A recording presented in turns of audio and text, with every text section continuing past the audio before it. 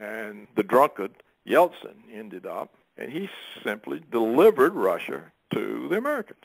And essentially, Russia was a vassal state of the United States. Okay, now, when the Soviet collapse occurred, two things happened.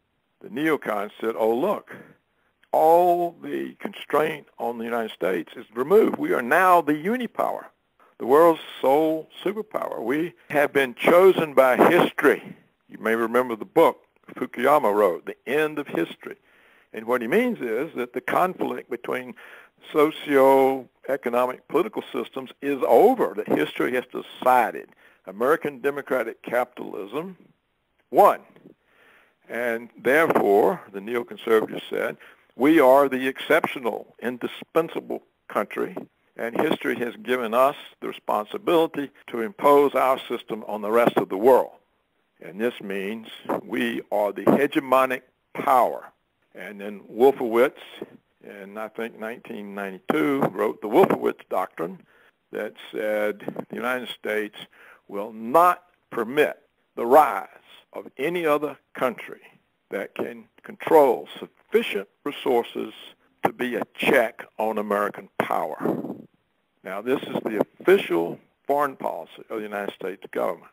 So, during the decade of American wars in the Middle East, where nothing went right, and 6-week wars became 8-year wars, and in Afghanistan, 14-year wars, and continuing, during this time, Vladimir Putin appeared on the Russian scene, put Russia back together, created economic and military competence again, and suddenly the neoconservatives, who had been distracted with their adventures in the Middle East and Africa and worrying about China, said, oh my goodness, look, Russia just blocked our planned invasion of Syria.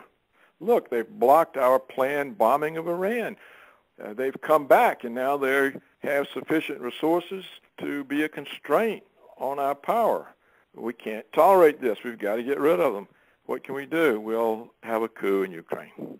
That'll cause them so much trouble, and not only that, we can use the coup because we control the explanations. English is the world language, not Russian. The media cooperates with us, so we can do whatever we want, demonize Russia for it, and use the demonization to break off the economic and political relationships between Europe and Russia. We can isolate and marginalize Russia. We'll force sanctions on the Europeans that will break up their economic and political relations. We'll force Europe to impose sanctions on Russia that will break up their economic and political relations, keep Europe firmly under our thumb, and give Russia so many problems, and we'll go on from there. So that is the big transformation. That's the big difference. Nothing like this. Reagan had no ideology of world hegemony. And the other major consequence of the collapse of the Soviet Union was it caused socialist India and communist China to believe, the neoconservatives, that American capitalism was the only way to go. And so they opened up their massive, underutilized labor forces to Western capital. Previously, they had not. So now Wall Street could go to American manufacturers and say, we want higher profits. Move your operations to China. Your labor costs will collapse, and your profits will go up dramatically, and we'll be happy. But if you don't do this, we're going to finance a takeover and take you over and do it. So the American manufacturers were forced offshore. Well, this destroyed the ladders of upward mobility. It collapsed the middle class. The well-paying manufacturing jobs with benefits lost.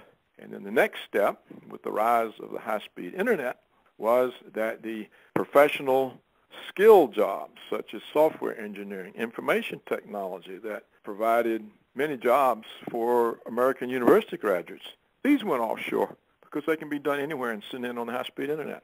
And so now we see a contracting, shrinking middle class, already some elements of it forced into near destitution. We see the amazing increase in the disparity in income and wealth. The United States has a worse income and wealth distribution than some outright gangster states. So these are the consequences of the Soviet collapse.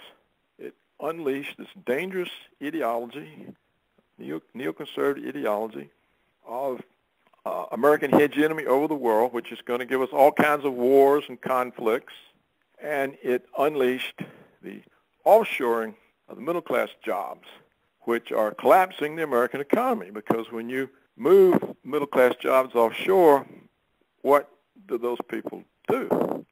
Well, according to payroll job statistics, they take part-time, lowly paid jobs in Walmart, and that will not support an individual existence. They can't form households. So the entire economy has been sacrificed to the profits of the manufacturing corporations and to the corporations that supply professional skills or tradable professional skills such as engineering. So that is the story you ask. It's a really great explanation, totally discursive, a bit gloomy, but I don't know, I tend to be an optimist. I don't know why, but it does seem to me that we can work it out, and maybe what we have to do is wait for the whole thing to collapse or grab it just as it's going over the edge, although it seems to be pretty close to that now. But anyway, thank you so much for that wonderful explanation of where we are, where we've come from, how we've gotten here, and what's going on over there in Europe and Asia. Well, it's a pleasure to speak with you, Ellen, and I thank you for the opportunity. I've been speaking with Paul Craig Roberts, former Assistant Secretary of the Treasury under Ronald Reagan and the author of 12 books, the latest of which is How America Was Lost from 9/11 to the Police Warfare State. And I think you can find everything about him on his website at paulcraigroberts.org.